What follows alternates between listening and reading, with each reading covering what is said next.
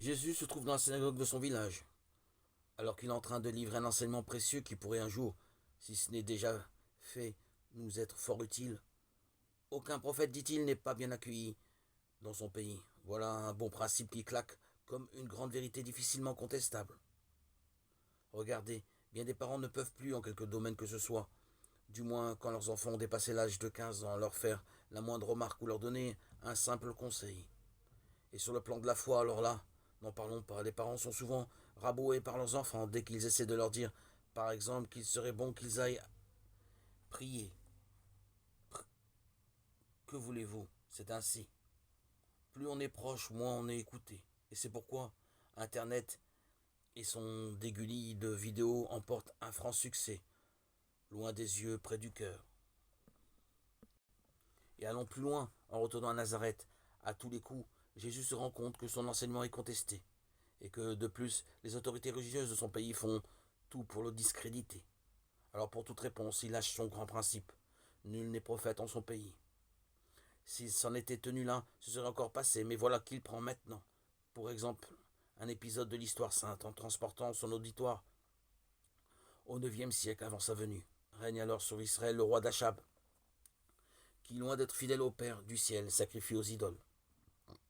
Aussi Dieu décide de reprendre les choses en main et promet à travers le prophète Élie qu'il n'y aura plus ni pluie ni rosée pendant des années.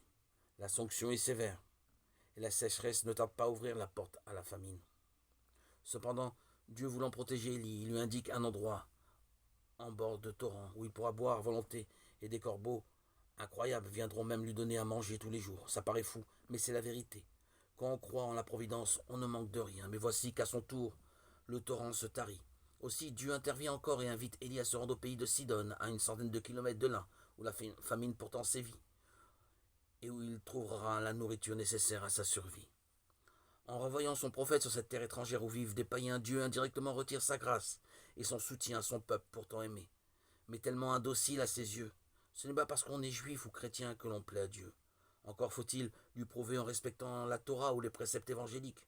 Aussi quand le Seigneur trouve un cœur qui s'ouvre, qui l'écoute, qui lui obéit, il s'engouffre. Souvenez-vous aussi de cette prophétie du Christ. Je déclare que beaucoup viendront du levant et du couchant et se mettront à table avec Abraham, Israël et Jacob dans le royaume des cieux, tandis que les fils du royaume seront jetés dans les ténèbres du dehors. Cela signifie que de nombreuses personnes qui ne se tiennent pas entre les frontières que l'enseignement leur apporte pourraient se perdre. Que ce soit bien clair, Dieu se donne à qui ouvre la porte à l'amour, comme cette veuve ouvrit la sienne au prophète Élie avec une générosité sans borne, signe que Dieu habitait son cœur. Pas étonnant qu'après ce récit prononcé sans sourciller, Jésus se retrouve condamné par tous les rabbis, lesquels étaient convaincus que les semeurs de troubles qui se tenaient devant eux ne pouvaient pas venir de Dieu. Mais quoi? Comment peut-il affirmer que Dieu soutient les païens plus que nous? Mes frères bien-aimés, faisons attention de bien accueillir la parole de Jésus dans nos cœurs, d'en vivre surtout, car c'est ce qui compte aux yeux de Dieu, qui maintenant nous bénit au nom du Père.